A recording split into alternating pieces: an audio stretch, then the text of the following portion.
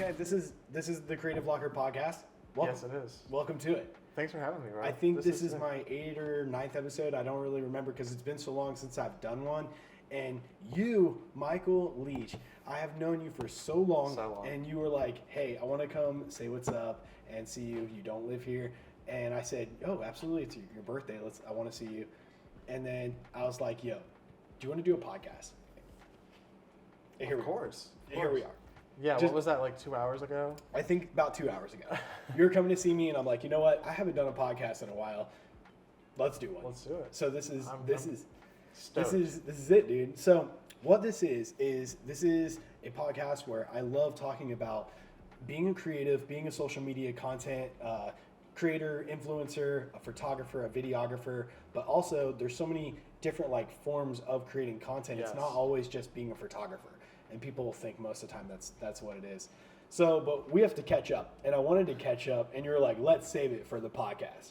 So, what are you doing nowadays, man? What's up? So you just laid it up perfectly for me. Yeah. Because I've been going, that's kind of been what my journey is figuring out what like lane do I want to be creating in, you know what I mean? Because for so long, you've known me for a long time. Yeah. You kind of start out as like a catch-all kind of creative, you know what I mean? It's like I'm doing photos and now I'm doing videos and I'm shooting it and I'm editing it and one man band. You got to run and gun. Yeah, just exactly. do everything that you can. Like you've been doing so many different styles. Tell me. Yeah. So what I realized recently is that I don't like editing.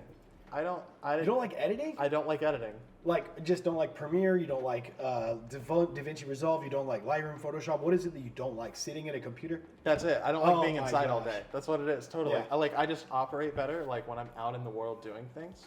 You're shooting so many different things. You don't like editing. Tell me why you don't like editing. I don't like being inside all day at the computer.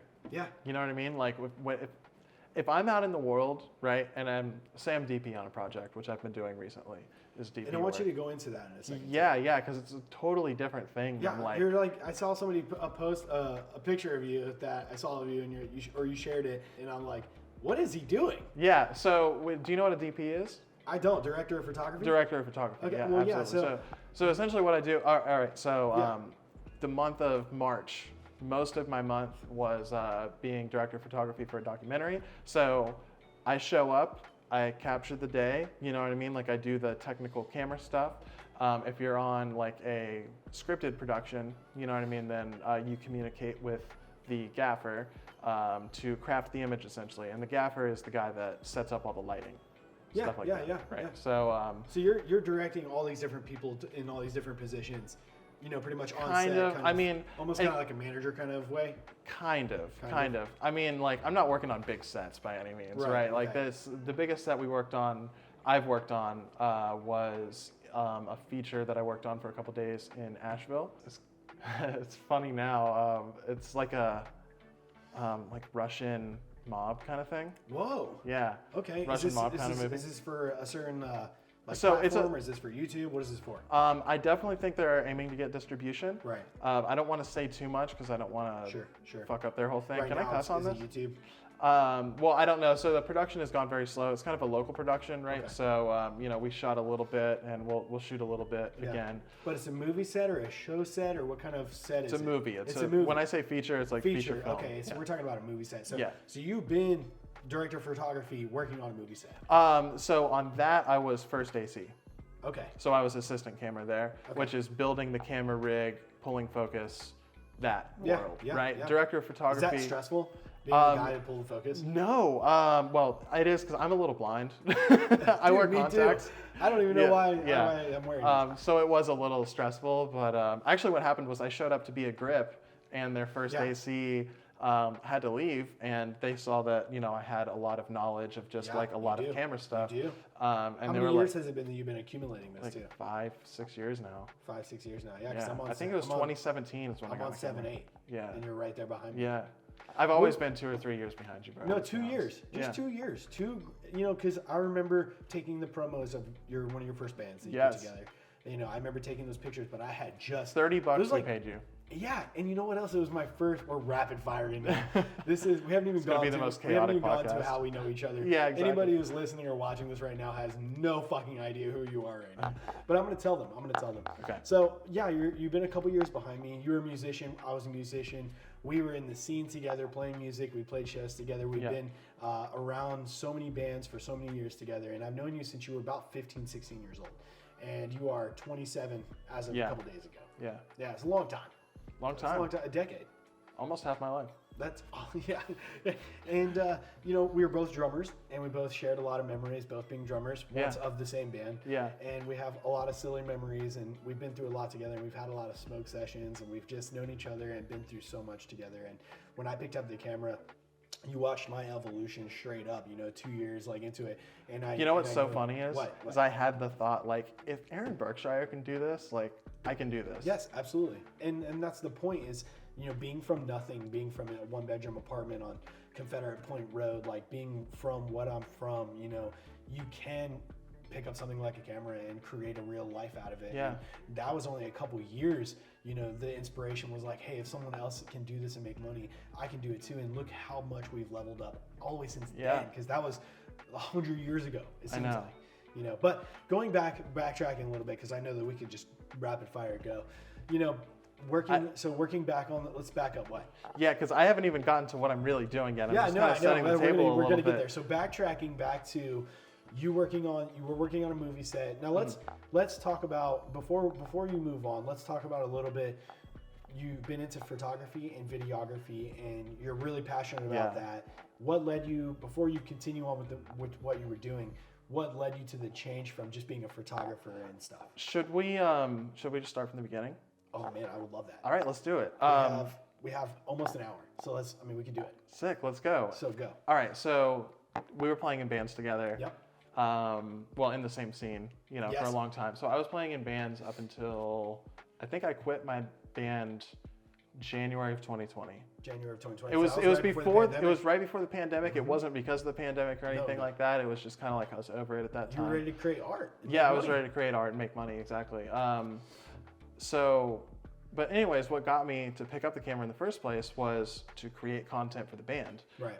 So it kind of started there, and then all of a sudden I'm making content for other bands. People don't realize that a lot of musicians become photographers and videographers because they want to take their own band's content and save some money. 100%. And it's so natural the transition to go from being a musician and playing in music to picking up a camera and start practicing on you and your friends. Yeah. And then it just leads to money. It could. It leads to money. But continue. So yeah, I was doing art bands content, and then started getting into music videos. Other bands content essentially. And then COVID happens, quit the band. I was still kind of doing content for other people. I was still working full time as well. And then COVID hit, and everything obviously stopped in the music world. Dude, and so crazy. Yeah. Can you believe it's all over? I know. We beat it. It's fucking over. Yeah. That's a whole nother conversation. It's over. No, back to normal life though. So music is back though. Yeah, music is back. Shows are back now full time, and even I couldn't stay away forever. I can't. I love music. I love taking pictures and videoing music. Love it. Well, it's just being around other creatives is really inspiring, especially creatives in other mediums. For me, that's really inspiring for me. So working with musicians, and when I say creatives, dude, I've realized everybody's a fucking creative. Everyone has someone that is a woodworker is creative, right? Someone that's in a steel fucking factory making I-beams. Dude, that's creative as hell. They're creative, right? Everyone nowadays in our day of technology it's crazy because now I've been doing some video content for businesses that you would be like, how can I make a creative marketing video for a chiropractor business, right? Or even a fence guy. I could talk to you all day about that. You know what I'm saying? Yeah. How do we get creative and make? But that's what I'm saying. They need content too. Yes. So everyone has to have creative stuff to make money. Well, that was my next thing. Is when COVID hit. Actually, my guitar player in the last band, his uncle owns an IT company, and so he wanted to do YouTube, right? And so my buddy Daniel hooked it up, and so I started doing YouTube for this business, right? And so we've been able to grow the YouTube channel. Yeah, I know you know so much about YouTube, and I still need to pick your brain about that one day, you know, Yeah. because like I'm still trying to. YouTube is so important to me, and I do feel that it's never too late. Yeah, I'm starting to it feel never like it's is. just really No, never too late. here's the thing with YouTube is that we're still at the beginning of it. Like, think about YouTube this year just got NFL Sunday Ticket. Yeah, I think that's is the crazy. product. Yeah, like that's YouTube's absolutely now insane. hosting Yeah. NFL. And the YouTube is becoming A the mainstream TV, source of the way that TV entertainment. became the radio. The You know what I mean? entertainment. Yeah. The entertainment that is in front of us all. 100%. First, we were entertained by radios. Then we were entertained by square box televisions. Now we're being entertained by phones and computers. And Before YouTube. that, it was the fucking newspaper. You know, I missed like, and so on and so forth. Like, I'm it just keeps kidding. going back. But I never actually like touched a newspaper before Yeah. in my life, but. I have probably to make like paper mache or something. Oh, nice. You know? My grandpa always had the newspaper, New York Times to be specific. Nice. And yeah, but ever since my grandpa though, that was a long time ago. Yeah. I don't even remember what newspaper. Oh my god! Can you believe when you still see machines on the side of the streets? It's like put 50 cents in to like open it and get a paper. And there's still today's paper in there too. Yeah. Isn't that crazy? Like, who's gonna do this? Who's buying this? People do though. I guess so. I mean, So- fewer and fewer people over time for sure. Yeah. So let's get back to your creative journey, man. I love your story because I tried to get you to do some work with me, weddings and creative ad marketing videos and stuff, and I just feel The marketing videos. videos. Yep. But I just feel that you are such such an artist, like the passion for what you want to do and create and so. Technically, being a photographer and videographer is only a stepping stone to even more for you. Exactly. Like you literally could end up being like a director of a movie set one day. There's so much more for you too. Okay, so we'll get there. We'll get there. So I'm really grateful because my first foray into doing content for businesses was a very creative space. Being on YouTube, you know what I mean. There's more room for like just being human and making mistakes, and like sometimes it's out of focus because you know it was. You learn. Yeah, you learn and you grow put stuff and you out, get better over time. and you fail forward fast. I don't know if you've read that book, but I have not read that book. I don't read many books. I mean, you can sum the whole book up in 3 words, bro. Fail forward fast. It's just about putting one foot in front of the other, just like you just like gotta we've been learn from doing. your mistakes and don't let it happen again. You know, do it better next Yeah. time. So where you're at now, let's focus. Where you're at now. Where are you? So from there, I've kind of, and doing that for a while, I kind of realized that the thing that I don't like that was causing friction was the editing just from being inside. So it was like, okay, I want to be out in the world creating, doing things. How do I do more of that? You're a mover. Exactly. You have a lot of energy. You Yeah. want to be out there in the world creating, and sitting it behind a computer at a desk is just not. Even though Yeah. you As got much really as I good at love it, the too. art Like, of your editing editing's- video, like editing video is such an awesome art form. and you're good at it. You're really good at it. Thank you. Thank you. Yeah, it's and that's the thing too. I'll get so in the weeds with it, and I'll like be there all day editing. You know, I don't think twice about it. You know, I know. you probably. I know you, and I feel like you probably contemplate things that you do. Like you sit there and just probably melt over something that you made, or you're deciding if you want to keep it or no keep it. All the way down to something like an effect. You know, just a simple effect. Like you're probably sitting there like debating for 2 minutes if you like it or want to. Sometimes I just or make waiting stuff. for Premiere to load. Oh God, you know. So have you seen that? A lot of people have been promoting DaVinci Resolve. Yeah, like, there's been a nonstop. big exodus. I can't do it, man. I just know Premiere so well. The And keyboard I'm shortcuts. Huh? It's the keyboard shortcuts, isn't it? No, I mean just the interface of Premiere Yeah. and just how to build my videos in Premiere, no matter what I'm building too. And I make my own effects and transitions. Yeah. And I've been doing that for so long because watching YouTube videos and Peter McKinnon and all these guys that taught me through the computer how to use Premiere.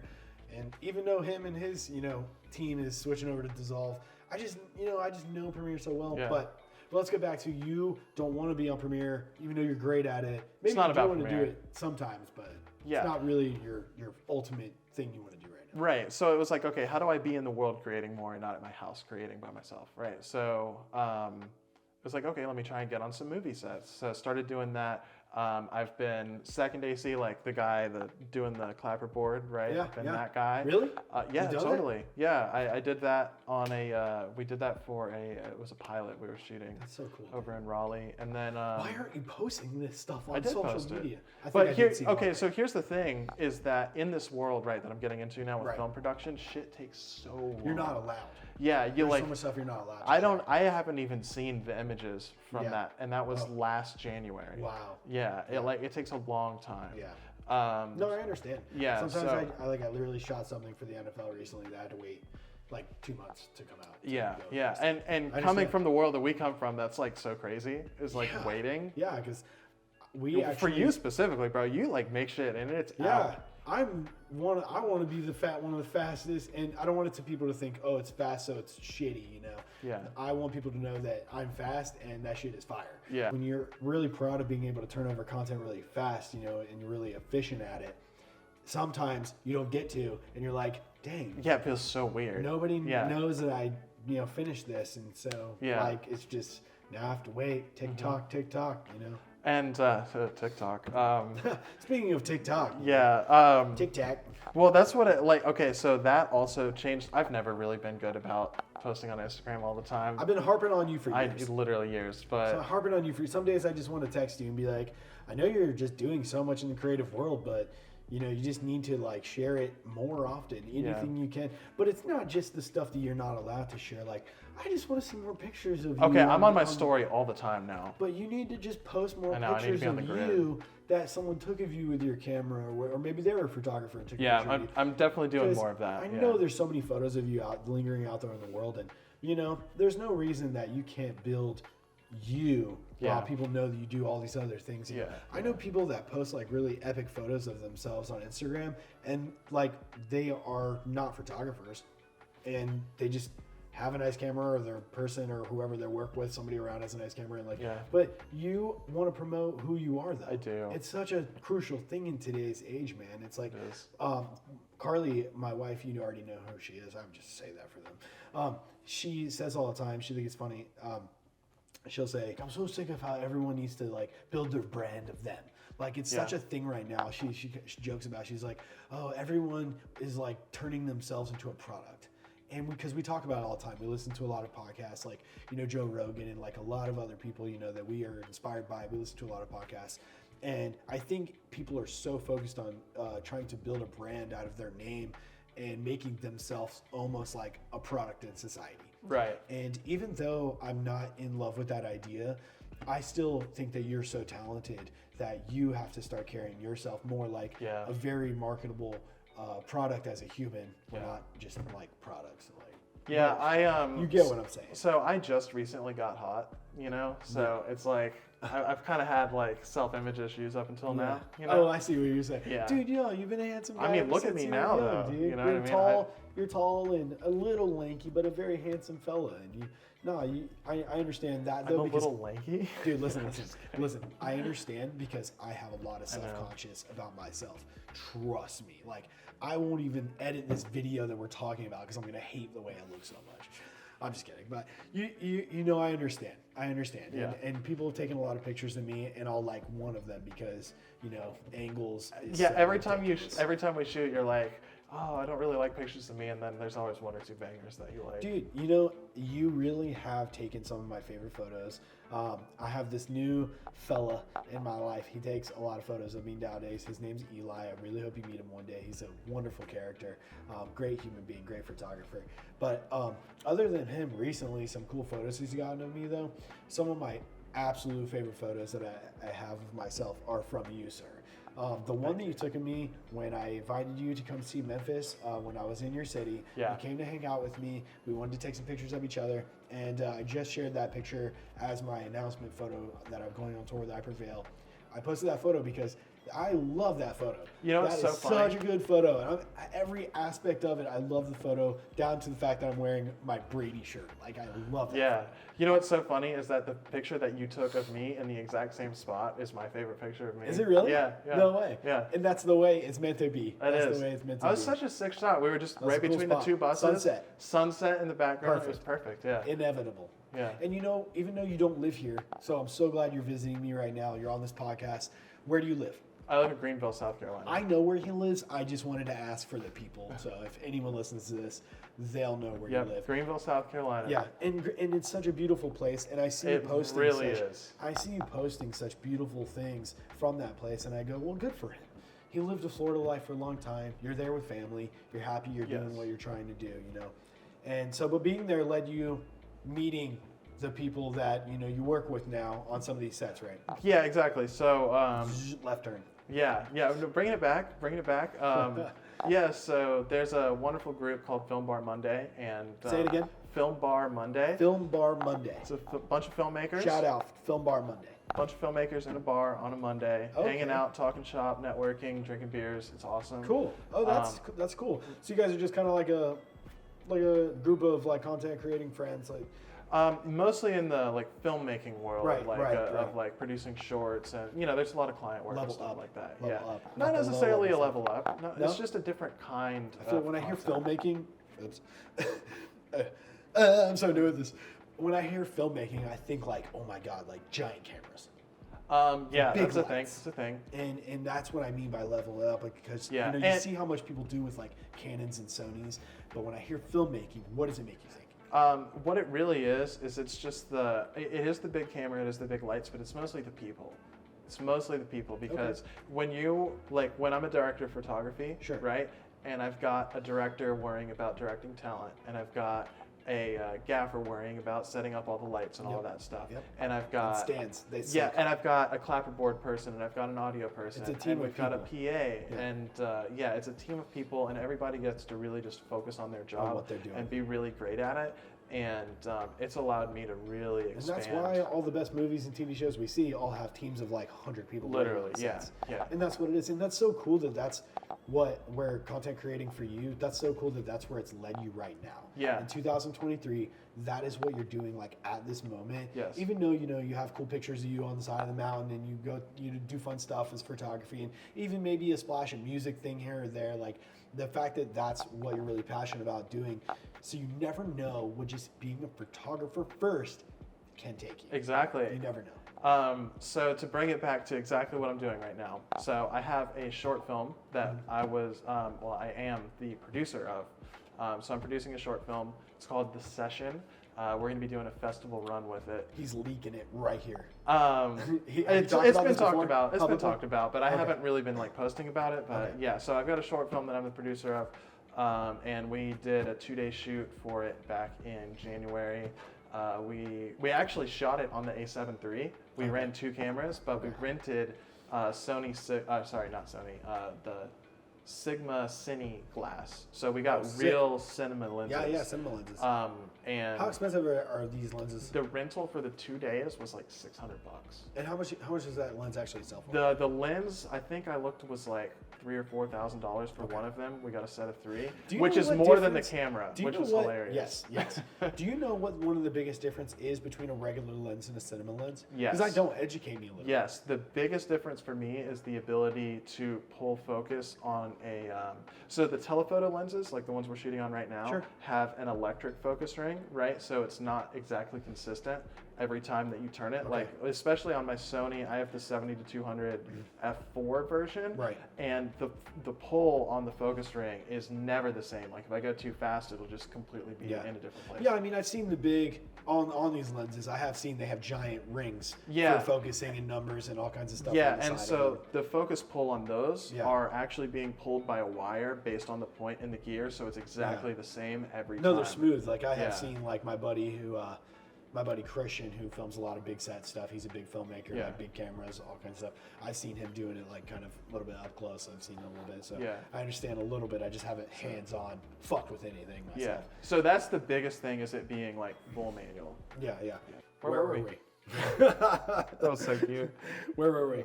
So, hold on, for real though, you're into filmmaking. You're on sets. You're a director of photography. We had to take a break. I had to get some water. All right. So here we are. Yeah. So I just want to be, I want to be real genuine about this Yeah, conversation. yeah. Like we cut. I had to get some water. We're back now. So, where were we? We were talking about my short film. Your short film. Yes. Tell me about it. Okay, so we've got. So essentially, what it is, it's set in a recording studio. Okay. So It's called Sessions. It's called The Session. The Sessions. The Okay. Session. And so, artist wakes up. She's chained to a piano, right, in the recording studio. She's like, "How the fuck did I get here?" Essentially, what's going on is Chained? Yeah, chained to a piano. So Oh wow, her, that's insane. her record label is forcing her to. She needs to give them a song if she wants to get out of the situation.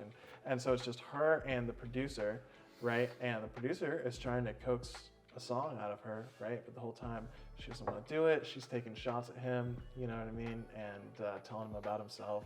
And he's having this internal struggle going on for himself of like, what the fuck am I doing? Like, I got this chick chained to a piano right now, but you know, he's just kind of cogging the machine of the record label type thing. So it's really about that like power struggle. And how long of a short film is this story going to be packed into? Okay, so I got cut number 2 last week, and that was about 13 minutes. I think we're going to cut it down closer to 10. You've already shot this stuff? It's shot. It's in editing right now. Oh, it's in editing. It's shot. It's in editing. We production was in January. Yeah. We had a cast and crew of about 10 people. We rented a recording studio. I can't wait to see it. Can you send it to me early? I want to totally see this. I'll send you what we got That's so far. Cool. Just and now I know you're into a little bit darker stuff sometimes. Yeah. I know that you're into a little bit. I won't say horror as much, but I know that you're into super heavy metal music. Yeah. I know that you're a very you enjoy a very kind of like more like a darker vibe when it comes to some of the stuff that you like to shoot sometimes. I've also seen you shoot very normal, bright, happy content. Yeah, I love it all. Sure. But tell me about what your passion is with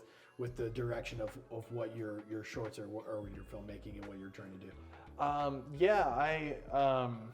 I don't know. I'm still kind of figuring it out. You know, is this your first one? This is my first one that I'm producing. Well, I did a really short little, like, we had a film challenge for Film Bar that I mentioned earlier. Cool. Yeah. So every quarter we do a film challenge, and the first one that we did was making a short film using only 5 camera setups. Right? Only 5. Only 5 camera setups. I feel like that's a lot. I feel like I could totally do it with 5. Yeah. 5 rigs going at the same time, make magic. No, I'm saying like you can if you want to change your angle, you can only have 5 different angles. Okay. Right, and you have to make a short film with that. Make a whole short film from 5 angles. Yeah. It sounds challenging. So and you had to do it with somebody that was in Film Bar, and that was my first one. And we were at the bar drinking, and my now friend was standing next to me. His name's Jack, and I was just like, shout out Jack. Shout out Jack, Jack Bynum. I was just like, hey man, you want to make this little short film together? And he was like, yeah, let's do it. And then so we did that together. It was a lot of fun. It's called Digital Negative. I'll send that to you as well. Send it to me. I posted Send me everything, man. For sure. Because I know that you're creating so freaking much. Yeah. And you just sit on so much, and you don't post like on a regular basis, like as much as at least I wish you would. But, I know. So send me stuff. I can't wait to see it. Yeah. Now, when it comes to like getting this stuff that you're making out to the public, what is your like vision, and what do you wish for? Where do you want it to go with stuff that you're trying to do? Like, what are your ultimate goals? Like, do you want to be in film festivals one day? Like, what is Michael Leach's like absolute, kind of goals right now, dreams? If you had some. So I'm definitely more interested in just like in the work that I do, in the way that I engage with the world. I want that to be out in the real world too. I don't post on social media as much as I know I probably should, but I'm just out in the world. I'm networking. I'm talking to people. I'm at the bar. I'm hanging out. You know what I mean?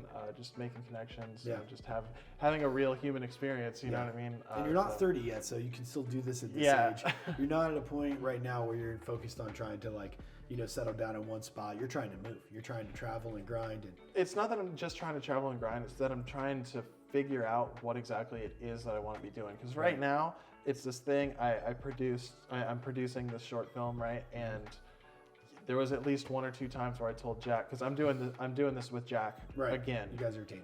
Yeah, we're a team on this. He's the director, and I'm the producer and the director of photography. Kind of working on the edit together. What does he do? He is, by day, he is an editor for a TV show. Okay. Yeah. Sweet. Can you name that show? I actually don't know the name of the show. Okay.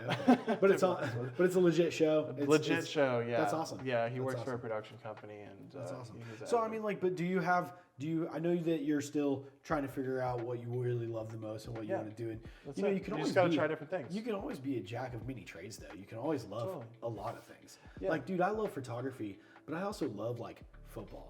I also love collecting nerd stuff. I also love filming. I also love being at concerts. I do love so many different things, and I like creating also with my camera. Yeah. All these different things. So it's you don't always have to like have like one thing that you.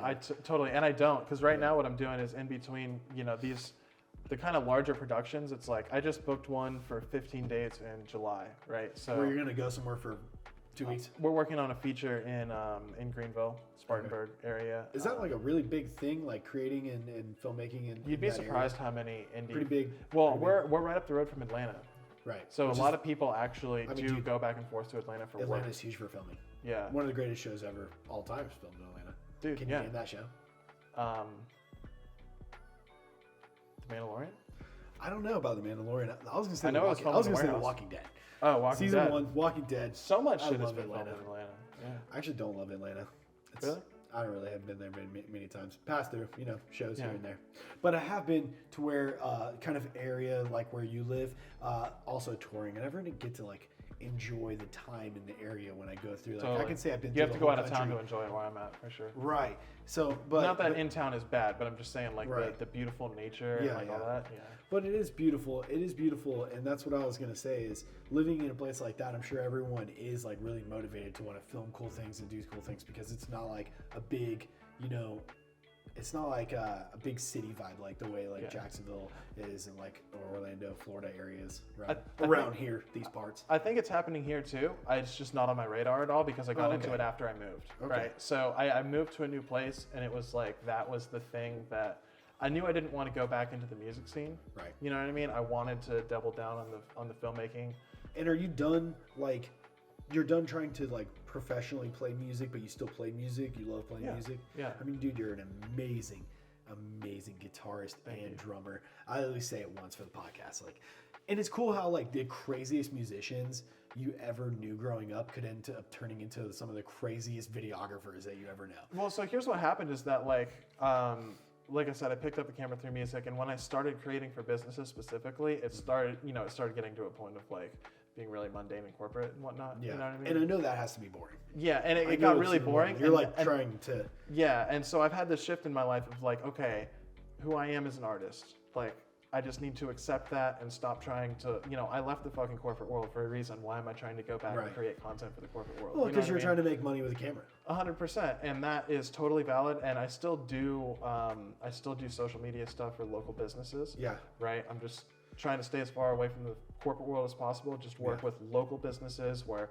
I'm talking to the fucking owner of the company. Yeah. And we're figuring it out, and I'm having a positive impact on my local community. you Yeah, know? exactly. And that's Now, a are really you- beautiful thing to me. Are you trying to like actually create content for businesses currently to make money? Like, Okay, so what are you creating? Yeah. That is kind of, if you don't mind, like going into do you make any kind of income right now doing all this creating? Because I know Yeah, that you're a absolutely. big passion guy. I know that you do a lot of Yeah. that stuff, and I know that you're not married, right now or anything like that. So, but like when it comes to your creating content for the financial side of it, like go into some of the things that you're like, what it's like making money trying to do what you're doing on the film and all that Yeah, stuff. absolutely. Okay, so the filmmaking projects, if I'm a hired gun, if I'm coming in to be a director of photography or a gaffer or whatever it is I'm Is doing. it hourly? And no, it's a day rate. Oh, cool. It's a day rate. Much Longer better. days, but Much better. yeah, much better. And pretty decent day rate a lot of the time. Cool.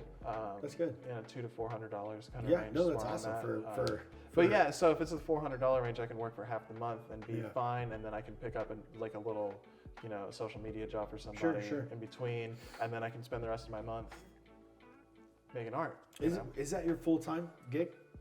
So it bounces between the director of photography stuff and actually the social media clients. Yeah.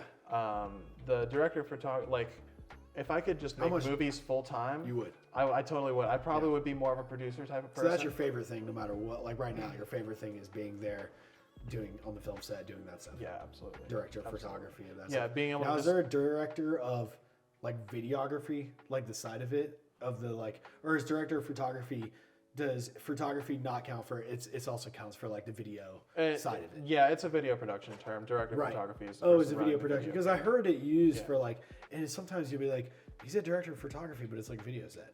Yeah. And we're not even thinking about photography.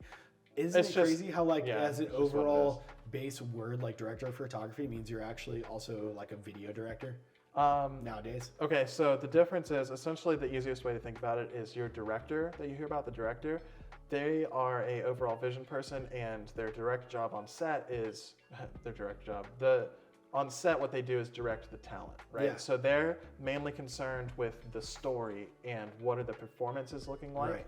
They also will look at the monitor, Sure. and make sure Sure. that the image is looking Who's good. controlling the cameras? Okay, so you have the director of photography. He's in charge of the camera. A lot of the times he will be the camera operator, but Okay. he can also not be So the you are camera operating cameras. Yes, Okay. 100%. And then, you know. I mean, I don't know. You could be sitting in a sweet chair, just like. Yeah. No, that's not me. Yeah, That's I don't not know. me. Yeah, I could never be that person. I have to be doing something. Sure, bro. sure. I can't Well, sit I know around. you have as much energy as me. Yeah. That's one thing I love about you. So obviously, I figure you're moving around quick. You're doing a bunch of stuff. Yeah. But so you are controlling cameras as well, though. You're paying Yeah. attention to Yeah. all your settings and making sure your light, like colors, and just everything looks the way Yes. you want it. You're the director of photography. Biggest thing for me is composition, and then lighting has to be on point as far as exposure and all that stuff, and your Absolutely. frame rate and your shutter speed and all that stuff, Yes. right? Like that all has to be, or Yes. shutter angle. Sure. When you use a bigger camera, Yep. it's a different thing. Yep, But, I just learned that actually Yeah, recently. it's cool. It's crazy how much there is out there to know. There's Like I've been so in it much. for 8 years almost, and like there's still so much I don't know. And I tell young people that all the time when they try to, when they ask me for advice and stuff like that, and I go, you know, I just learned from YouTube. Yeah. You know, you can learn from YouTube too. I can tell you some stuff too that like I know my, you know what I know? I know my Canons. I do remember Sony because I spent some time on Sony, but the small mirrorless cameras, the small digital cameras, if you put me on a red Komodo, a Blackmagic, or a big, huge like Canon, any kind of cinema camera, I mean, I know what my shutter, I know what my aperture, I know what my ISO, I know what my frame rates are, I know 24, 60, 180, 120, like I know my white balance, like I know all the auto, like the focus technical stuff. I stuff. know all the, I guess, base code of stuff when it comes to it all. And I've also been like you with a very visual, creative side. Like for me, sometimes it's all about, I'm looking at it with my own eyeballs before I even have the camera up to my face or I'm looking at the screen. Like I'm putting together the picture in real life. Yeah. Like I'm looking at what I want. Every time I'm sizing stuff up for shots, whether I'm at anything, you know, on set or on a football game field or on a show stage. Location. On location, there we go. There you go. Anytime I'm anywhere, like, you know, my camera sometimes is down by my side and I'm kind of moving around and I'm visualizing what I want it to be. The frame. Yeah, and the frame to what I see, what I want it to be, you know, and then I get my, and sometimes you ever just know just based off your settings, like, it's going to be perfect. Like if you see it with your eyes, if your settings are there and you know what you want it to be going into it, like I know I want this shot at everything in focus at a high, you know, at 4 or higher. Yeah. Or I want something to be really, really pulled and I want this to be a 1.2. This is really eye focus lock on this person. Like, you know, just going into it though, seeing it without a camera, just seeing it your own, you know, creative vision come to life. As long as you know the settings that you want to shoot in, you know, I know when I want to shoot stuff in slow motion. Yeah.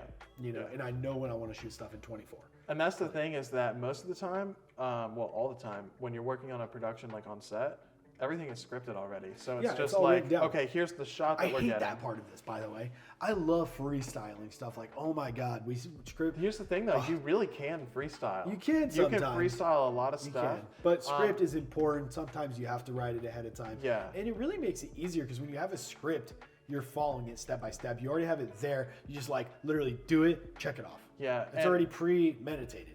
Exactly. And that way, that's a really good thing because that way everybody can just focus on the job of making it the best that it possibly can be. Exactly. And you don't have to worry about the logistics of like, oh, how are we going to piece this in the edit? Yep. When you have this giant, you know, when you have this giant story, like a feature film is an hour and a half at least, you know what I mean? It needs to. Yeah, you have to premeditate all that. Exactly. Absolutely. Exactly. And But there's like there's shorter definitely room videos. for interpretation. Yeah. You know. But like shorter videos, sometimes you can just, whip, go in. Yeah, and then you can And go, what oh, the I'll fuck figure is it a out in the edit. script? You know, it's Yeah. funny because you know I shoot weddings, right? So it's funny got a because script to sometimes, it. It's kind of got a script to it. Right. The script is just the timeline of the day. Yeah. It's literally the couple's day. They all write it with a timeline with a coordinator. So sometimes I'll get asked sometimes like, do you guys have a shot list? And I'll be like, well, my shot list is the timeline because they're going to spend an amazing day through their wedding and I'm going to catch every moment. All I ask is that I have an hour somewhere in the middle there to have a personal moment to get photos of you guys as well. You know, and a personal portrait moment where we can take solos and whatever. Yeah. But when it comes to weddings, the script is their timeline. Yeah. And I've been asked for a shot list, and I'll be like, well, it's okay. I have my shot list is really the timeline because I'm just going to shoot it as it happens. That's my shot list is making sure those memories from how it's already planned out through the day. That's my script. But when it comes to something like a football game, completely unscripted. You're just shooting. Yeah. You're just shooting everything the best you can as it happens. But when you premeditate, like I know a little bit this much of what you do when it comes to product videos that we shoot. we do have scripts. She has people that have certain shots all the way from A to Z, like, 15 shots. They want this shot, this shot, this shot, this shot, this shot. And, it's just taking the shot, sizing up the light, getting everything right, getting your settings right. Literally, it's right there written down for you. So it's like, take the shot, check it off. What's the next shot? Let's keep it moving. I guess the difference is that when you, like in the filmmaking world, like for the product videos and stuff, it's very much just like, okay, we got to get these shots, check, we're on to the next one. You know what I mean? Yeah. When the film lives on forever, you know what I mean, and the whole crew is there, it's like there's a much stronger love of like wanting to really spend time. Like there's a balancing act between really wanting to spend time on a shot to like, let's add a little light over here, let's punch this in, and you got a bunch of people making it special, and something that is so perfect. Yeah. And I respect a lot of like, I'm into music videos. I love music videos. I don't shoot them as much as I used to, but I love when certain music video directors, they'll spend a lot of time. Who's your favorite music video director, aside from Ori McGinnis? No, Ori McGinnis. Aside from him, Can't say anybody else. I know he's number one. Yeah. My second favorite? I'm so far out of the music video game, dude. I think the guy, whoever shoots Post Malone videos, probably takes the cake. Dude, killer. Whoever shoots Post Malone videos wins. Yeah. Those are crazy. Those videos are so awesome. Max Moore is really good. Yeah? I don't know if you heard of him, but he needs to be I don't on your know a radar, lot of names. I'm just so busy with, our lifestyle. Now I have this mortgage. We bought a house recently. We have cars, and now it's like we have to film product videos every single day to pay our bills. I have my hobby stuff like football, fun stuff. You've been working with businesses recently. So yeah. And it wasn't even like on purpose. It just kind of fell to me. So she, wanted to start going to a chiropractor, to help her out with some certain things, and they exchange, chatting, and they're like, oh, they love what we do, and they're like, maybe we can, barter a little bit. You don't have to pay monthly, and just give us some content. So the first time, and she was like, well, my husband we can come in here, blah, blah, blah. So the first time I went in, I did some photography, real estate photography, tripod. Yeah. Long shutter. Wide lens. Just moving around tripod, hitting the real estate photography, getting those perfect shots of their business. Excuse me. And then the second time I went in, I did a bunch of B-roll. Just a bunch of B-roll. Then I went a second day, and I did a shitload more B-roll. And then I created a little 1 minute, little commercial video for them, for Facebook and Instagram. And essentially, I do the same thing that I do every day, making our Amazon product videos with Carly, And it just happened that way. And I thought it was cool. Yeah. And if businesses would be willing to pay me to do cool videos like that, and I've already had 2 reach out to me since I've been sharing that stuff more. It's funny because the thing that I share the least is the thing that makes my wife and I our full-time living. And it makes me sad. And I'm ashamed of that. I need to post more because we have an infinite amount. We have over 2,000 videos on Amazon. I have filmed so many product videos in my house, and people don't see them on a regular basis because the things that I just love, like football and music and stuff. That's kind of me and stuff. And Carly generated this huge empire of a business where it's just the 2 of us, but it's like an empire of a business because we deal with so many people around the world, just every day, filming tons of videos, nonstop. Yeah, but it's not big filmmaking, big cameras. No, but it's an important. We think it looks good. The Canon R5s kill it, dude. Totally. We don't, Dude, I shot my short film on an 873. Yeah, and you don't always need a cinema camera to do big things.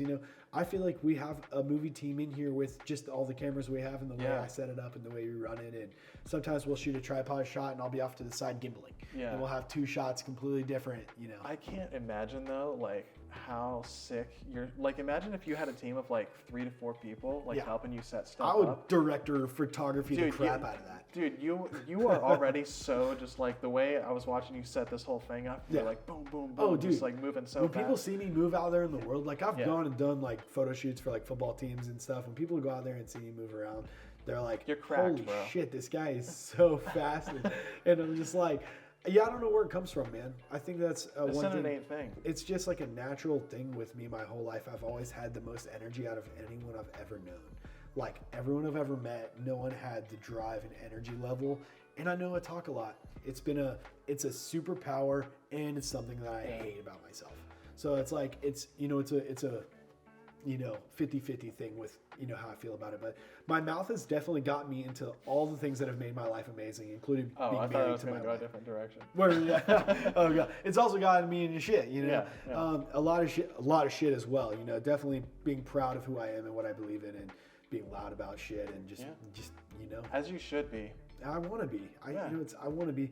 But most important thing is, just creating content, being a hardworking, best person I can be for my wife, for myself, for the big guy upstairs, for me, personally. And that's it, is what it is. But dude, God, I love you, dude. I love you too, bro. It's so cool we get to talk about all this stuff randomly, because you don't live here. You live in Greenville, and it's your birthday. You came to visit. This is the conversation we were going to have either way. Yeah, we were absolutely going to have this conversation. We were going to have this conversation no matter what. I mean, but I wanted to know about what you're doing. That was the whole point of this sitting down, where I was like, dude, you want a podcast? And you're like, yeah. And the point is, I just want to know what you're doing, because it looks so cool what you are doing. I guess I just need to be a little bit more clear to the world what it is that I'm doing. Yeah, you do. Yeah. Because you're we were talking about like, oh, what do we create? It's just like, it's our story, right? That's all we're doing right now, is telling our stories. We're just telling our stories. And we should just keep on telling our stories, man. And you tell it through very, very imaginative content. And the stuff that you create, I'm really proud of you. I love applying the creative process to like other things that are not supposed to be creative or whatever. Sure. Well, that's the whole point of being a content creator nowadays is you can create content in so many. It's an infinite, endless, way to do. You literally create so many different forms of content. Yeah, talking is content. I told my buddy Marcel, who's on the news, like, dude, you're creating content just talking to the masses on TV. You're a content creator. It's so funny. So we have a mutual friend. His name's Jorge. So we've known him for a long time. Love Jorge. We've known him for a very long time, right? So Jorge, I told him, dude, you need to start getting on Twitch and TikTok and YouTubing you playing video games, because you're so funny and you're so loud, and you're also really good at it. Yeah. The dude's been the best video gamer I've known my whole entire life, right? And it's funny, I told him that. I was like, dude, if you did that, though, you'd be a content creator, just like me. We would have the same title. You would be a content creator, but you're creating content in form of just playing video games and talking about it. And I know that it's silly, and it sounds sometimes silly, but dude, there's so many people out there in the world creating content of them playing video games and creating a successful, generating a life and an income for themselves. Holy crap. It's crazy. It's nuts. And for the record, even if generating a life for yourself is only 60 grand, or I say only 60 grand, how sick is that? If you could make 60 grand a year playing video games. Dude, if you could make any amount of money through the year playing video games, why wouldn't you try to do it? Yeah. But he's special with the way he is so entertaining. It makes him special. Yeah. He's so entertaining with his mouth. Yeah. And especially him playing video games. And I just told him, dude, just put your fucking phone on a tripod and face it towards the television while you're crushing people playing video games, and the way that you react and just talk shit, or set up Twitch, man, and get it going, because it's never too late. Even though he's the same age as me, I was literally just telling him to do this today. Yeah, it's funny because he's hearing it from both of us. Yeah, he's hearing it from dude. It's funny, you can become a content creator from anything that you're good at. There's this guy randomly, sidebar. There's this guy on TikTok, and he's famous for chopping logs. Because he's just a hot, attractive guy chopping logs with a beard, and just all the girls woo over him, right? But he's literally just putting his phone up and filming himself chop logs, being all handsome guy and shit. And he was going to do that anyway. But what is he doing, though? By putting up his phone and hitting the record button, he's creating content, and he's literally making a shitload of money off of just chopping logs. Because the point is, no matter what you do, no matter what you could actually BTS yourself being a director of photography, and while you're creating content, you could create side content of you creating content and create a content inception. So really interesting. We had a behind-the-scenes videographer for the short film for our production days, and we actually, the way we were able to raise some of the money for it was actually selling a sponsorship of the behind-the-scenes content for the film. So I think behind-the-scenes content is such an important form of showing people the behind the scenes of the content that they love. One thing I love, recently Carly and I were rewatching some Game of Thrones, and they released the new House of Dragons Game of Thrones, on HBO, and we could not wait to watch all the behind the scenes. So it's a thing in big world just as much as a thing in our small world. I like posting BTS of myself, shooting football stuff, shooting stuff, And I think it's funny because it's a content inception. Yeah. I think it's hilarious. The biggest thing I've learned on doing content for businesses is the highest performing organic content that we've created has been the most human content. Oh, right? dude, 100%. There's errors 100%. and but people resonate more with the human side of things, and that's why there's such a shift Nowadays, to they this. want to. It's stuff that's more relatable. Yeah. And that's one thing people I want to think- see the normal person Yeah. doing the thing, right? Dude, they don't want to TikTok, see people. Yeah, real they- life. Yeah, People they don't are want to see becoming the fake famous version for of it. just normal life shit versus actual celebrities like the Kardashians, who nobody relates to. Insanely millionaire people. We're not watching like MTV Cribs anymore, where we appreciate watching Ludacris show us his mansion and his house and all this stuff. Like back in the day, that was like fun and entertaining. But nowadays, TikTok and people creating content of just real life stuff, it's crazy. It's dude. wild. It's amazing. Crazy. Exciting times, honestly. I mean, that's it though. You can create content doing anything, and we're creating content, having this long ass conversation, We are. which I've enjoyed very thoroughly. Me too. Yeah, man. So for the next few minutes, you want to play rapid questions? Let's do it. We're friends. We go back way. Actually, consider you one of my closer friends. We've known each other such a long time. Been through a lot together, and we both love music and metal music, rock and roll, baby. Woo! And so It's not a phase, Mom. it is not a phase, Mom. It is not a phase, Mom. Yeah, no, I love metal forever. I love a lot of music. I love Post Malone. I love Drake. I love Morgan Wallen. I love fucking every type of music that there is. I listen to a lot. Now, I do favor on the heavier side of music because I enjoy technical, very hardcore sounding instruments like guitar and heavy drum riffs and just guitar chugs. And that's just always what I've been into. You know what I found is that I really love like just dense music. Like I'll listen to a fucking bluegrass album if there's like 70 layers of shit going on. You know what I mean? But if it's just like a banjo going do do do do do. You're really intricate though, I because am. you're a super talented guitar drummer and player. Like you're super intricate when it comes to music. What it is, I'm a fucking nerd. That's what You're it a is. nerd, Yeah, yeah, I just yeah, spent, same. the way that I've Yeah. dived deep into filmmaking the last Yeah. couple of years, I dived way deep into music when I was a teenager. And I think so. it's perfect for you, filmmaking, going from music to being a filmmaker or director of photography or even just all your things that you do. Music started it all, though. You'll never forget it. You'll never forget it. So let's play rapid questions for a few minutes. So I'll start. So going based off music, though. Are you still playing drums? Are you still playing guitar? Do you plan on creating more content? Because you got to create content. Are you planning on doing it for guitar, drums, anything? Yeah, absolutely. I put out guitar content every once in a while. I don't have a drum set currently. I would love to get a home studio. Electric drum kit, Facebook, bro. Type it in. Yeah, bro. true that. 200 I don't bucks. have a lot of room right now. That's the thing. I don't have the room for it. In the future, it's definitely going to happen. I'm going to have my own home studio for sure. And then you'll be creating content from a home studio once you get that going. So Yeah. you do want to have a musical home studio. Yeah, I've put out, so I've actually put out 3 metal songs Yeah, this you year. And I have some little guitar etudes that I'm putting out as well. Yep. I have a bunch of songs. It's just, Dude, you I'm have just to trying to put get more videos out of you playing. I know. I think it's such a special connection. The fact that you're a filmmaker or a creator, people they meet you nowadays, and you're like a photographer, videographer, like you're a content creator. That's what they meet you at. And then if they saw you like just slay the way you do, I bet it blows their mind. I have a guitar account that I used to post on pretty regularly. I kind of have fallen out of love with metal a little bit recently. I've just been on a kind of different wave. And you're growing up in that. Yeah. I like soft music now too. Yeah. I'm so grown up Oh, that I'm I like the creating a lot Jonas of it. Brothers. Yeah. I didn't say that. I'm just kidding. I'm not kidding. What's up? You said you love the Jonas Brothers. I did say heard that it. out loud. I'm not ashamed. All right. So, but yeah, metal. We're not as like super into metal as we grew up being. you Yeah. know? I just like a positive vibe. Sure, You know what sure. I mean? All right, your turn. My turn. What's your favorite place you've been on tour? My favorite place I've been on tour. Been a lot Damn, that's a good one. You know, and I haven't toured in a while, man. I will never tour full time again. I get little mini opportunities to go still hit the road. Which is sick. That shit is cool. That I made such an imprint in the music scene that after all this time, You can do it on your terms. on my terms, dude. That's so awesome. Yeah, and whatever band, like, if they holler at me if I want to do it, sure. I give them a number, they say yeah or no, and if they say, I mean, I'm not even, it's funny is I haven't even had any conversations with any bands except for the 2 that I'm messing with. Yeah. That's literally it. But it's cool that I worked so hard in music and you watched me grow and come so far in music that I put such a stamp in it for who I am and what I'm capable of and what I'm like on the road and all that stuff that now I can still do that. The favorite place, can I give you 2? Yeah. All right, sure. Top 2. All right, top 2, definitely. All right, so Canada. because it's so beautiful. Like, and Where'd you go in Canada? I went there twice. I went with Chelsea Grin, and we went to like all 3 spots. I don't know. We went to like Toronto. We went to like, I don't even remember. Like, to be honest with you, we're talking 2019. Big cities. Let's be clear. I went to Canada in 2019.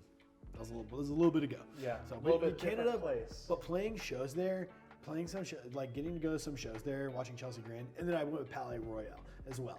And Hailstorm was the headliner, and it was like big arenas, and we did 3 big arenas, like Toyota Center, like in Canada, and that was sweet.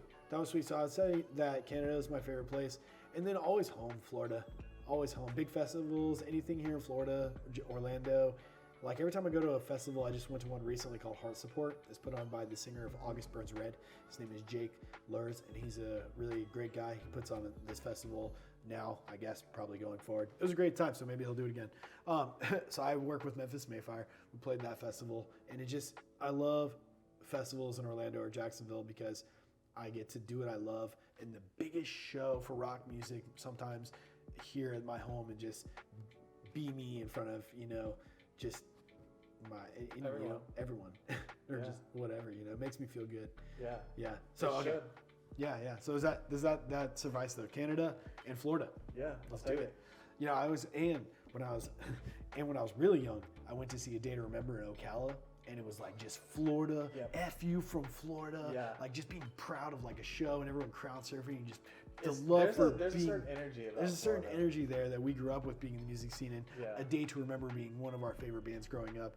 And you know how big of a fan I was of that band. Still am forever. I also went to an A Day to Remember show at some bar right after Homesick came out in Ocala. And the energy of being so proud being from Florida, that shit was contagious. Yeah. You're like, yeah, we're from Florida. Yeah. And we have breakdowns. We're the best at them. Yeah. So, but yeah, I mean, and then the most beautiful place that I've seen on tour is definitely Canada. Can't wait to go out of the country again. I did go to a big show in Mexico once, but that was not beautiful. Really? Yeah, Mexico City was not the most beautiful place I'd ever seen. Mexico City, you went Mexico to? City, that's where I went. Black Veil Brides. Right, 1 week How was before the food? pandemic. Did you eat any Fuck no, dude. I didn't have any of the food. I had literally street Panda tacos Express. in Mexico City is on my bucket list. Yeah. Oh, sure. dude. Honestly, I'm sure it's amazing. Okay. My turn. Go a couple more. All right. Are you still into the tech of cameras? Do you have a camera that you want to buy? It could be a cinema camera. Do you have any gear that you are hoping to get into soon in the next year or less, couple months? Anything that you have your eyes set on? Something that you see on social media and you're like, ooh, that's sick. I want that.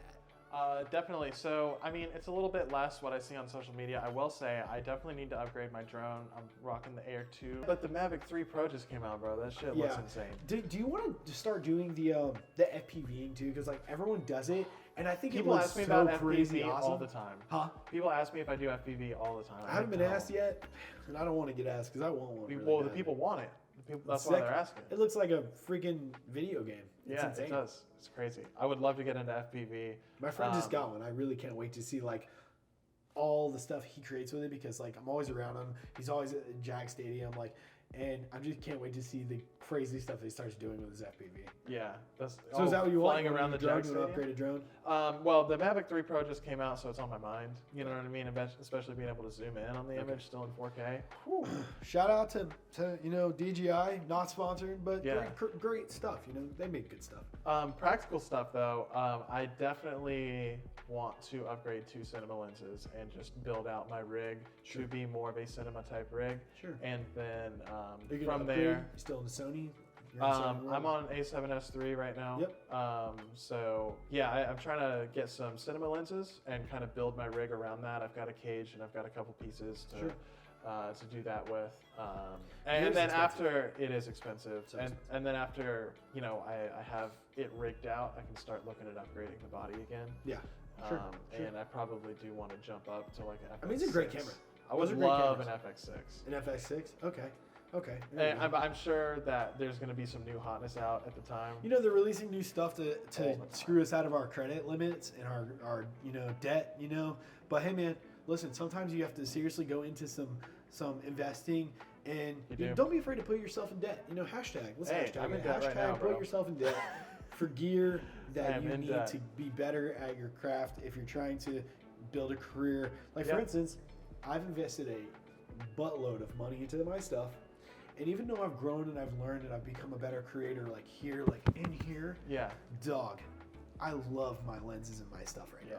I feel like I have the top of the line. I have the same gear that my favorite photographer uses. And that was the goal for me. I wanted to have the top of the line Canon mirrorlesses. I wanted to have the best prime lenses for that camera. I wanted my stuff to be me, but also have that same capability and look as the stuff that I love so much. Yeah. So that brings me to my next question. I don't really know how to phrase this. I love this. This is raw dogging. Yeah. You just came up with it on spot because we're playing rapid fire questions. Yeah. So I'm thinking like, I know who your favorite creator is, so I don't really want to ask it like that. But what would be like the most impactful piece of content that you have watched? Like, what made the biggest impression on you? Like, you're just scrolling on your feed, and one day this fucking video comes across that just blows your brain open. Like, what is it? This is the best question I've ever heard. That was so good. That was so good. I guess after this one, I'll ask you one more, and that'll be the end of it. Okay. Damn. You know, would it be silly to say that motivational speeches are insanely motivational? Is that silly? It's in the name, bro. Is that silly? That silly? I definitely went through a motivational speeches phase. Dude, like, it is very motivational. Sometimes you're just not feeling as creative as you are most of the time because you do it so much, you get burnt out, you love this shit so much, but like you just do it every single day. Yeah. And sometimes you just hear a voice that just is like soothing and it motivates you. Doesn't even matter who it is. For me, it's Peter McKinnon because sometimes he will just sit down and talk. And it really, sometimes he'll go into like motivational kind of, he doesn't mean to do it, but I think he does do it on purpose. But like sometimes if you're down in the dumps, just go listen to one of his little motivational videos. Yeah. And you know. The last one he just put out where he's just like reading the letter from the guy. Oh my God. I almost cried. Me too. Me too. And it's funny because like, we're just two other guys in this world of thousands and thousands that talk about this guy. Yeah. And Pete is the GOAT and he's the best and everyone knows it. It's why I wanted to try this stuff. It's why I have a Canon. I was in Sony for a long time. And it's also why I'm so efficient in the programs now because before this man became famous, he just was teaching, how to use Premiere. He had like 50, 60,000 followers on subs on YouTube. And, he's just teaching you how to like do transitions and shit. And just the most basic stuff that elevated me over years of watching. Like literally from 2016, 17, 18, 19. In 2019, I've come so far that I'm on the bus rewatching one of his videos that helped me learn a little bit of masking because I needed to refresh my brain. I've done it. But sometimes I remember the After Effects tracking video where he's on the plane. Yeah. Oh, yeah. 3D tracking, man. 3D tracking. Like, dude, listen, when it comes to that guy, sometimes for me, and I've said this many times to like in interviews, I've said this before, like sometimes when you run out of things, you just need to listen to someone be motivate. Like it sounds cringy too, thinking about like sometimes you just need to hear something motivational, but it's true. And it doesn't matter if it's from a content creator or just anybody out there in the world. Like you never know who it could be. Yeah. Like sometimes you're like watching The Office and that's what's so beautiful about it is hear something motivating. You never know. Yeah. For me, to answer your question though, recently, it's so funny that you brought that up though because that's what made me think of my answer. Is that I watched that this morning. That Peter McKinnon just video? watched it this morning. Yeah, or Amazing. yesterday. My days are blurring together now, but I just watched it. It's fresh on my brain. But it reminds me of the one where it was like him or something he filmed underwater. And it was like a whole 5-minute speech that like changed my life that week. It like really refired me. Like it refired me. It was a couple years ago, bro. Yeah, I think it was about 2 years ago. But like I've definitely watched every one of his videos. Yeah, same. And I love that, man, because I feel like I don't want to, no flex here, but like in late 2016, 2017, I was getting into this guy and I felt like I was stumbled across this YouTuber that not that many people had known of yet. You introduced me to him. And I love that now. Yeah. I mean, it doesn't matter how famous someone gets or how big or somebody gets. It's cool to know that you go back that far with You someone. grew Just like with our them. friendship. Yeah. Just like our friendship. Yeah. You grew with them. And I did, because he was teaching. He had like long hair, then short hair, then long hair, then short hair, then long hair. But like when he first started, he had long hair, and he was teaching me how to hang a coffee mug with coffee in it from fishing line, and teaching me in Photoshop how to chop out the fishing line so it looked like I could float coffee. Yeah. And I literally did that in my office in 2017. I floated coffee because I wanted to learn it from this guy on YouTube. And then now you and everyone else says, "Oh, I've seen all of his videos. Yeah, he's the best. He's the best." And it's cool because now he's so big that it's like, if you don't even know his name now, are you even into this shit? Right. Do you even pick up a camera? Like, Yeah. Some people hate him on purpose because of that, because they want to rebel. Just accept it. So, He's the yeah. goat. Yeah, he's the emperor. Maybe you'll hear this one day. All right, let's make it simple. Where's the next place you're traveling to? Why are you excited for it? I am traveling to Atlanta on one of those weekends in May. I'm producing a documentary, a really short documentary. You mentioned that earlier. Well, this is different. That Oh, was it's a different. documentary that I worked on. Okay. So This you go to is one Atlanta that I'm quite produ- often to do stuff. Yeah, Sounds like. yeah. I went down recently. So I'm producing a documentary down there. It's my uncle's a jazz musician. That's so And cool. in Atlanta, super cool. Actually, two of my uncles are jazz musicians in Atlanta. I play a little jazz flute myself. Nice.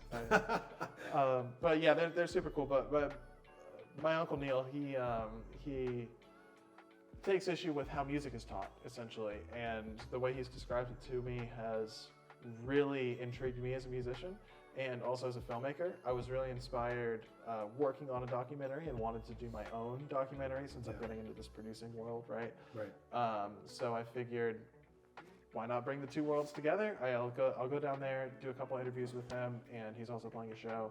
And then Sweet. I also have tickets to see Plenty and Sungazer in Atlanta that Sick. same weekend. Sick. So it's going to be a little work, a little play. All right, I'm going to broaden the question out now. Are you Okay. going anywhere far away anytime soon? I actually don't have plans. Not yet? Not yet. Something will come up. I feel like this is far from you. How far like is it 6 from here? hours. 6 hours? Yeah. Dude, you came not that here far. randomly and we got to do a podcast. I know, it's crazy. Heck yeah. Yeah, but I'm getting the travel bug. I need to go somewhere. I would love to be able to go somewhere and do some work and also a little bit of play. That's I've been able to get away with that. Document it. Yeah. Document Yeah. it and share those memories. But man, to be honest with you, I've just been exploring around the place where I live. Yeah. There's so much. Yeah. I haven't even made it up to the Great Smoky Mountains National Park yet, and that's Right. like 2 hours Be away careful from me. though, because there's a lot of crazy stuff out there. I've heard a lot of stuff. I've been hiking my whole life, dude. Right. Yeah. So, You're good at that, actually. yeah. Dude, there's so many pictures just from hikes to awesome places. How far can you actually walk on a hike before you get like fully tired? Like, can you go miles at a time? I did 9 miles a couple weeks ago. That's awesome. Yeah, it was kind of a strenuous hike. Yeah. But and yeah, down? I'll hike literally all day. Nice. Yeah. I should have asked you like so much more of an epic question. That was such a bad question to end on. No, it's not. No, I mean it was a good question, but it was like wasn't as epic as your. Well, actually, so one last thing, since we're Okay. talking about this, and I Okay. want to get in there, is that I'm also venturing into physical art for my photography. What? I'm looking at getting into a gallery in Greenville, so, So that's like a little bit to early. to but- print for prints. yeah, I've got big, prints. I've got little? big canvas prints already. Sick. I've sold a couple of them. Really? Yeah. How much? One of them was they were both around $75. That's awesome, man. Yeah. I've never sold prints of anything, dude. And I like. Yeah, they're That's nice something I canvas wanna do prints. one day. They're handmade. They're made locally in Oh, Greenville. cool. It's awesome. How much are you paying to get it made?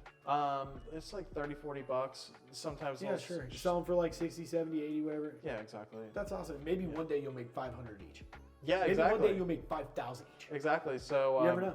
Yeah, I just actually I just got a mentor. Her name's Ashley. That's cool. And she's works in art. She's an art broker. She's an artist herself, and she's got a new program going on where she's helping she's calling it the Budding Artist Program, where she's helping people kind of get into the space and get their feet underneath them to be able to generate So that's a little something bit you of want to income. do, though. You want to showcase your art big. Yeah, Photos. absolutely. And it's mostly the adventurous and wanna do landscape it and too, the dude. urbex and like that kind of stuff. Get me that I into do. it after you do it. I want to do it too. Absolutely, I'd love to, man. I'll give you a print. Oh, please do. Yeah, I'll mail Please you do. a canvas. No, It'll be up there in the camera office in my YouTube room. Absolutely. But yeah, Because a little bit, I helped you get into it. you did. Okay. You inspired me. So I want to print one day. You're one of your sickest ones. The Absolutely. one that you think is the sickest. Gotcha. Like your sickest shot of all time. Okay. That's a better question. What's your bucket shot?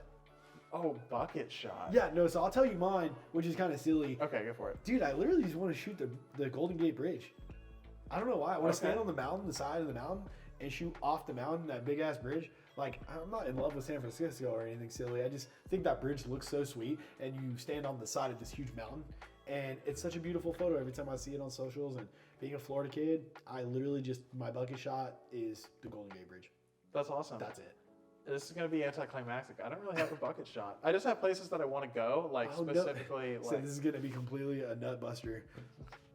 Not at all. Well, I have places that I want to go that are really, that seem like they'll be inspiring, like the coast of Maine, but like, the national parks. Is there anything that you picture in your mind that you just really want to take a picture of more than any other spot? Like, come on, anywhere. Man, come on. I know it's a hard one, right? I used to say Canada because I love peach shots so much. I know. That came to mind. Because it really is a picture perfect place. Yeah. Well, it's okay if you can't think of one. You're very young still. You got plenty of time to think of a bucket shot. Maybe I gave you something. For me, it's not the pictures you take; it's the friends you make along the way. Oh my God, that was literally something that my friend Eli would say. He literally said, he says, creating content leads to like relationships. He had a funny saying. I forgot about it. That's been my favorite thing about. He's gonna hate me because he has like a whole like saying slogan. It's the most adorable thing ever. But you're right though. It is the people you meet along the way, man. Yeah. You build so many relationships through the camera. It's insane. Like, it's just a whole world. Like there's a world in sports. There's a world in tech. There's a world of being lawyers. There's a world of being builders. There's the world of creating content nowadays in the future world where we're all just trying to market things and stuff and see beautiful places and take videos and photos of everything we see and do. And that's it. Well, anyways, my favorite shot, I'll send it to you. You can put it on the screen. Oh, really? It's this. Oh, wait, that was right over your face. That was perfect. Is the shot. No, we're totally leaving it at that. Yeah. I'm going to put it on the shot. Don't worry. I'll put it on the shot. Yo, buddy, thank you so much for coming. Let's do it again. That was so. Listen, thanks so much for coming on this podcast, man. This is, I believe, I want to say the 8th episode or something. I don't know. I love doing this podcast. It's just like I was telling you earlier. It's really hard to line things up with the timing. When it comes to people. You're busy, time man. Time is. I wish I was Doctor Strange. I wish I could control time. To be honest with you, because like lining stuff up, and there's a lot of people who are homies that said they'd love to do it or be on it, and just lining it up. But they're flaky. Huh? But they're flaky. Well, some people, I don't know if some people are flaky or just as much as some of the people that I've asked I know are really busy and like live very busy lives. And some people, maybe there's been some flakers. I don't know, maybe. But either way, people who come on this show are friends that I want to talk about creating content with in any form or fashion. That's the whole point of it. Yeah. This is the Creative Locker Podcast. Thanks for watching and listening, everyone. Thank you. Thanks again, buddy. Thank you. That's it for this one. Ready and done.